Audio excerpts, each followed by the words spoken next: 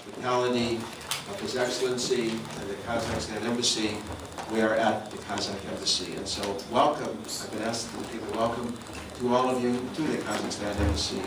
We at the National Press Club are honored, as I said, to co-sponsor this event, this very special event.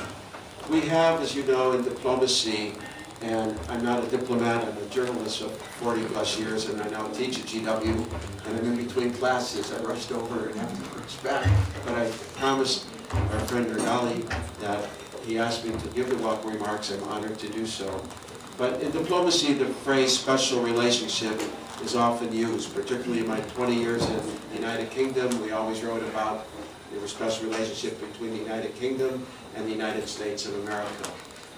If the International Correspondence Committee were writing a history, it would refer to a very special relationship, and that is with the Embassy of the Republic of Kazakhstan.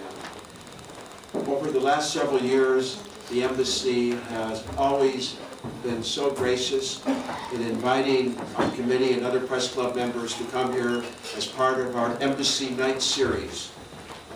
To learn, the Embassy Night series is not about going to eat and drink. It's going to learn about a country. Although many of the embassies insist that we must have partaken some food and drink. But I think in the last 3 years, we've had receptions at the Kazakhstan Embassy, and tonight is a very special one because it's an extension of that series. We are honored to have an author, a classic Kazakh author here is the guest of honor tonight, and I'll let the ambassador introduce him.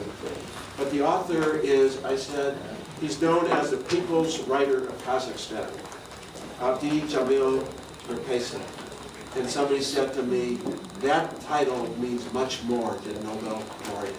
And I got that information from a non-Kazakh national who researched it, and so Mr. Author, we are honored to be here tonight. We are also honored to have, for the first time, an event where we could welcome the new ambassador, His Excellency Kairat Umerov, to Washington.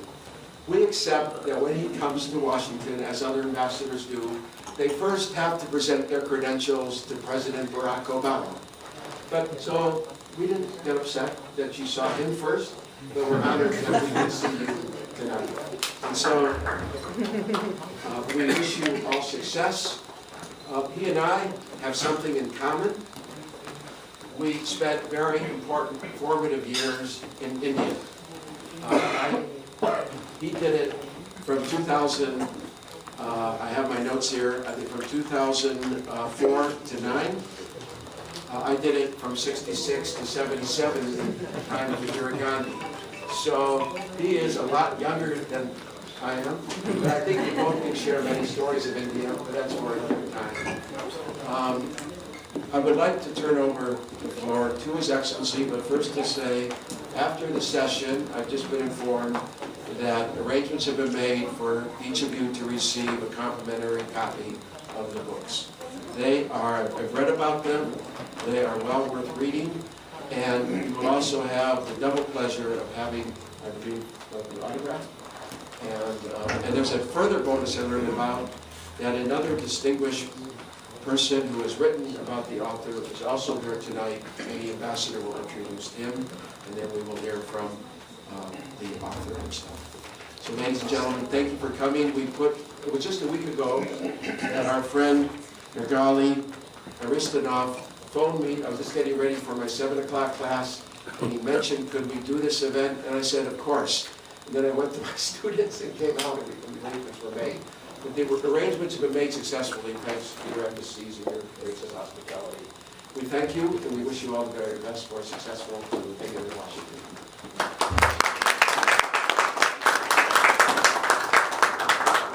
Thank you, Brad, for your generous introduction, and really I'm very enthused just to say that we cherish our partnership and cooperation with National Press Club, and we appreciate very much for your assistance and support in organizing today's event. Dear guests, friends, ladies and gentlemen, welcome to our embassy. It is my honor and privilege to introduce you all to the world-known writer, Kazakh classic writer Abdijamil Nurpisov, who actually braved to cross the ocean despite his age. He is 88 years old, and he is with us right now. Yeah, very soon he will be 89, so we are lucky to have him tonight, and it is a great privilege for me to introduce him. He's a very energetic person and writer, and he is a frequent traveler, not only inside of Kazakhstan, but outside of Kazakhstan as well. And his wisdom is very much sought after by respected leaders and learned scholars. During his long and remarkable lifetime, Mr. Nurpisov really has seen a lot. He is a World War II veteran who joined the army to fight the Nazis right after he finished the high school. He actually the one who saw the rise and the fall of the former Soviet Union and birth of the sovereign Kazakhstan. His literary legacy is impressive, and he wrote several literary works that are translated into French, German, Spanish, Chinese, and practically all languages of the post-Soviet space. He himself also a translator, and he translated into Kazakh language some literary works from the Russian language. I'm sorry. He was also instrumental in upbringing a new generation of writers in Kazakhstan. Being the editor-in-chief of the very popular literary magazine Zhulduz, which is translated as Star, he encouraged young writers to publish their literary pieces in the magazine, opening up the ways to the change and modernization. In 1992, he actually was the first to establish the pen club in Kazakhstan. His love for the country and the way of life, they all described in the book which we are presenting today, trilogy of novels, Blood and Sweat, where he depicts the events taking place in 1920s in the Kazakh society through the life of poor fishermen in the Aral Sea area. The second book, which we are presenting today, it's Final Respects, deals with the vital issue of environmental protection and nature. It's about the Aral Sea disaster, which led up to the drying up of the sea due to the mismanagement of water supply for the sake of fast economic development. What he wrote in the 80s is still relevant today. And you know that environment protection is very much on top of international agenda.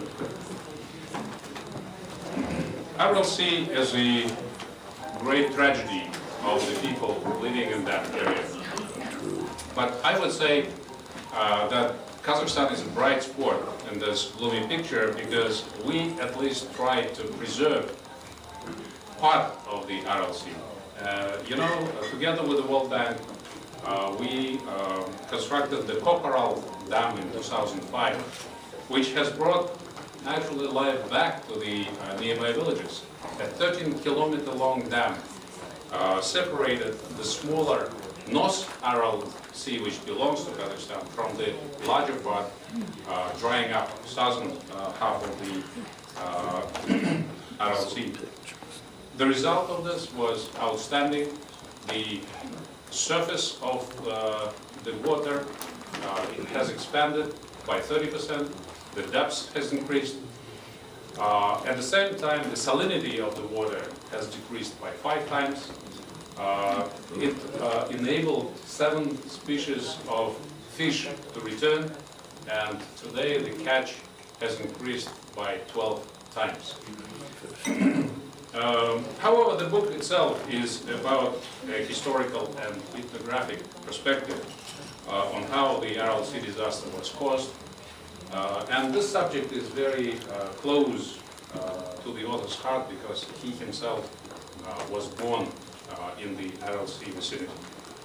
You know, Kazakhstan and the United States, I'm sorry, it's allergic not to you, but I have some allergic here. Kazakhstan and the United States has a strategic partnership relations, and we of course cooperate in many areas. But I think the one of great importance is people-to-people contacts. And through the literary works, we think we can expand this knowledge of Kazakhstan, expand this relationship and contacts. Quite recently, we published in English an anthology of Kazakh literature, which included works of many Kazakh writers. And today, I believe, we have quite a good opportunity when we are adding 2 more novels in English, which actually, I'm sure, will help to better understanding of Kazakhstan through its literature.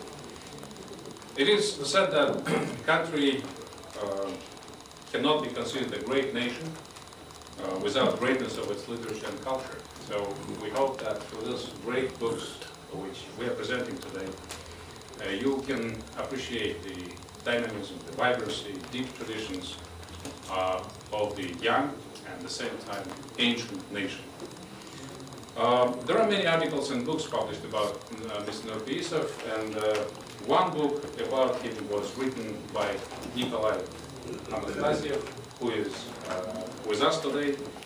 He is a well-known Russian writer, professor, PhD in philology, scholar who specializes on the American literature of the 20th century.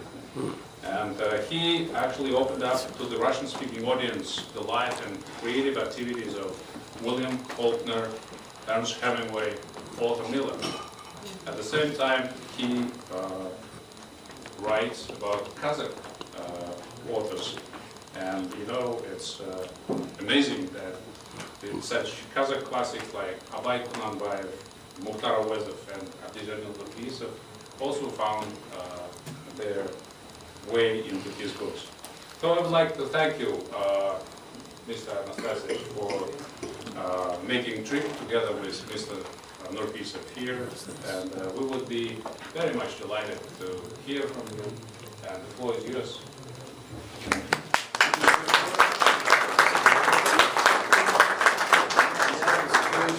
Combination. America and Kazakhstan, you all probably remember Rudyard Kipling, yes, the West and the West, and the East, and never the wine shall meet. Somehow they meet. Well, following up the chairman of the club, Esther, I'm happy to introduce you Abdijamil Nurpeisov, who, and I take pride in calling him my old and good friend. And somehow happened that 2 of his novels have been translated in the major European languages like French, German, Spanish, Italian. It is his first publication in English, which is coming out, has come out in America, and I would like to thank for it the publisher, Leonid Wolf, who did a tremendously good and impressive job of that, and he may also want to say a few words after. As had been said, Abdijamil Nurpeisov belongs to the war generation of Soviet people, as an 80 years old young man. He volunteered to be enlisted to the army and went immediately to Stalingrad, where this great battle between Soviets and Nazis was just outbreaking. He survived the war. He's in which 97 of every 100 soldiers and officers of his age died. somehow, of course, this tragedy affected his mentality, his way of thinking and feeling, but somehow the war did not become the main theme of his fiction.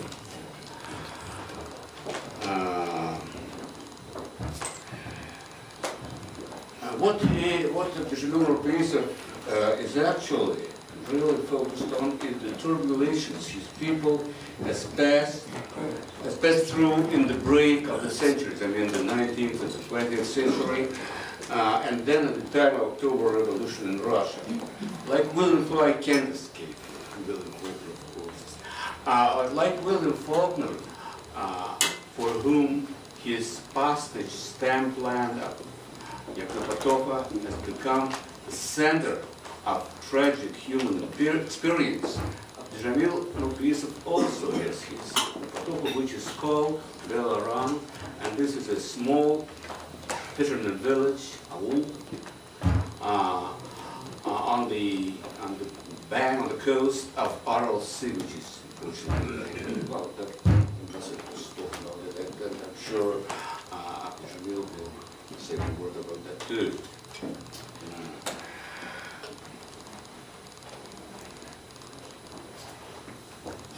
So he has created his own world,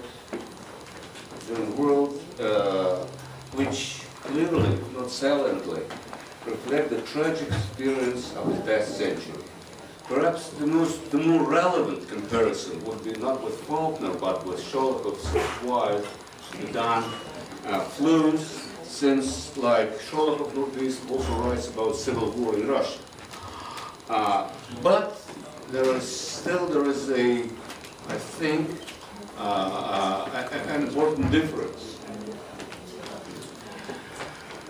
Since Rupeisov characters are involved not only in social and psychological battles, as in Sholokov, but I would say in existential turmoil.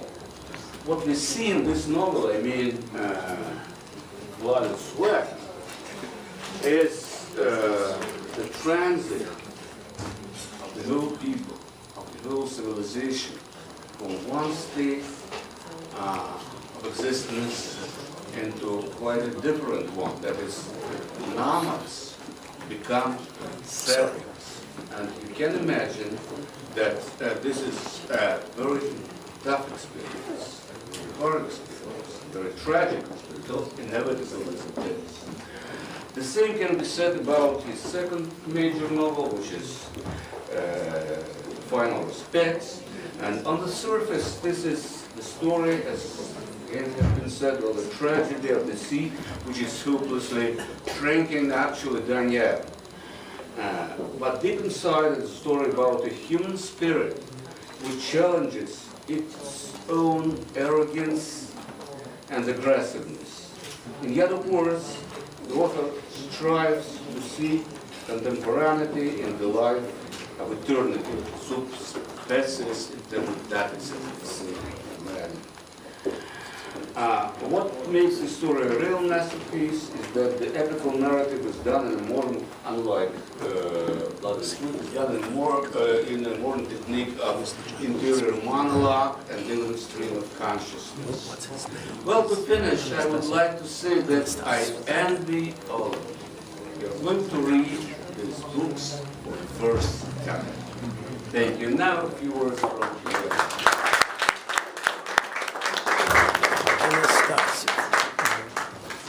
Mr. Ambassador, thank you for hosting us. Two short, very short points, but a little bit of personal confession. Out of some 500 books that I published, I've never been taken more deeply than those 2 volumes over which I was working for the last year. For one simple reason. Practically, I can say I owe my life to those people that I described in this book. I was born 70 years ago in Kazakhstan. My birth certificate in Kazakh, which unites us with the author And 70 years and 2 months thereafter, I practically delivered what is called in one the title of the book in Russian, The Last Debt, or The Last Respect. It was a certain characteristic for me to go and visit this land and those people. I've never been there. I left when I was a year old, and actually it was a journey back, which had never been filled because my parents were refugees. They couldn't really fill in the true gap of knowledge. So therefore, it was, as Mr. Ivanov said, you're lucky. You could read it, Anastasia. As a book, you should promise yourself many, many times years ago that one day you will read the Dostoevsky and you will understand the Russians. Now you can read just Mr. Nurpeyisov and understand like no other book delivers the people, the peoplehood, and the nations. And the final question actually has to do with those that you read the book and saw Life of Pi. As you know, there's an element there which is accusing the author that he practically stole the idea of being in a confined place with a wild beast. Because another author wrote it about 10 years before him. The book was published in 2001. It was published about 10 years before that. However, the same element of being confined with a wild beast appears in the book, The Last Respect. So, with all due respect, I congratulate our author, and who knows, maybe he will claim some royalty for the Life of Pi. Thank you.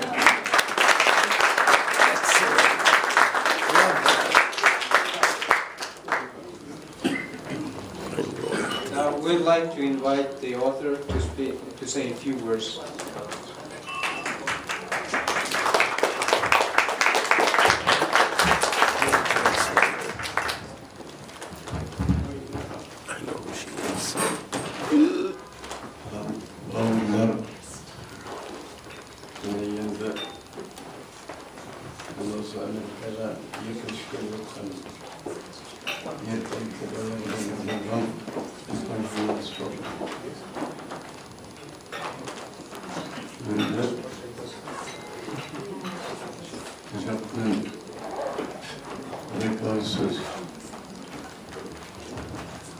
Но я обратился со своим братьям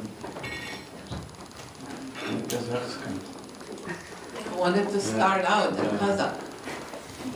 Я думаю, я просто обязан именно с ними, хотя бы на своем родном языке. I think I have to at least say a few words to my brothers in my native tongue. Передо мной можно считать для вас написано. And what's in front of me is written for you. Если не утомить вас, я примерно 2 или 3 страницы этой бумажки прочту на русском. And if it doesn't, А потом, если возникнут у вас вопросы, я отвечу с удовольствием. and if it doesn't tire you out too much, I will read a couple of pages of this that are written in Russian, and then it would be my pleasure to answer your questions.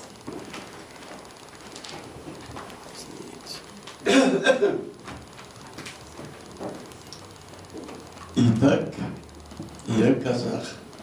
And so I'm a Kazakh. Родился я на этот свет казахом. I came to this world as a Kazakh. Среди сородичей моих в глухом ауле, где первозданной незыблемости сохранились обычаи и традиции казахов, прошла моя юность. My young years were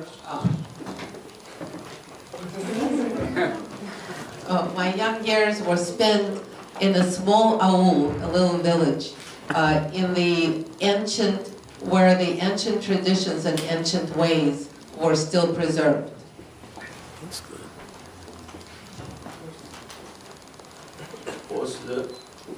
Позже жизнь Привела меня в широкий мир, где меня окружают люди из самых разных наций и культур, и сделала меня писателем.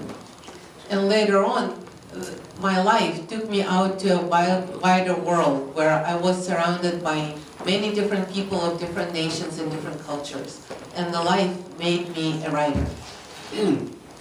Как полагаю, вопрос соотношения национального и общечеловеческого далеко не праздный для людей моей профессии. I believe that for people of my profession, the question of the relationship between something that's important to the nation and something that's important to humanity is an important issue. В самом деле, в человеческой деятельности нет, вероятно, другой такой профессии, где твои успехи зависели бы от твоего умения сочетать два этих начала. And in fact, in the whole world of human activity, there is no other profession where your success is determined by your ability to bring together these two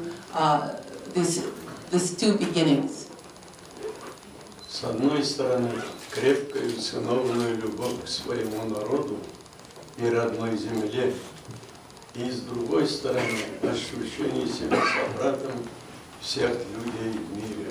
On one hand, strong love for your nation and for your motherland, and on the other hand, a strong affinity in the sense of kinship to all people in the world. Призвание писателя волей-неволей вынуждает обращаться к тому, что едино, что одинаково понятно для всего бесчисленного многообразия людского. The calling of a writer calls on you to come to some things that are universal for all humanity. Вот я прожил на свете столько лет и списал за это время столько бумаги, но все равно доведись мне сказать, какой-то из этих двух выше названных начал важнее для меня, ответить затрудняюсь. I've lived many years in this world, and I've written on many, many pages of paper, but still it would be difficult for me to choose which of these affinities is more important to me. Но при этом знаю определенно одно. Во всем, как я вижу, воспринимаю этот мир, прежде всего я являюсь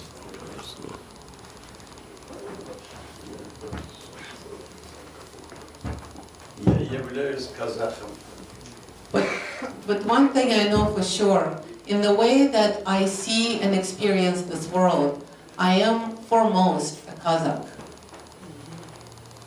Все особенности моего отношения к бытию, настрой моего духа были с пеленок выпестованы говором родного языка, трелью жаворонков, запахом трав и песнями казахских степей моей дорогой родины, с ее особым философской, несуетным, размеренным настроем ее раздольной и суровой красоты. All the nuances of my attitude to life, my spirit, were developed and raised during the very early years, with the sound of my native tongue, with the songs of the birds, with the smell of the grass, and the songs of Kazakh steppe, with my beloved motherland, with your very special philosophic and quiet and slow pace, with your huge and austere beauty. Но бывает, сам не пойму, какой неуловимый миг перерастает моя, это сын.